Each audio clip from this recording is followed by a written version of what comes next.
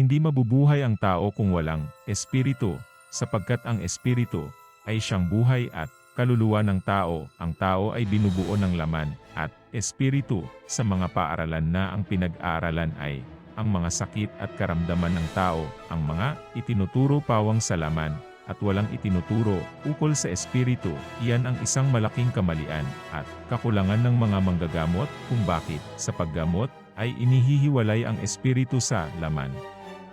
Ano kaya ang dahilan? Ito ang paunang salita ni Maestro Melencio Sabino sa kanyang aklat na Divine Healing.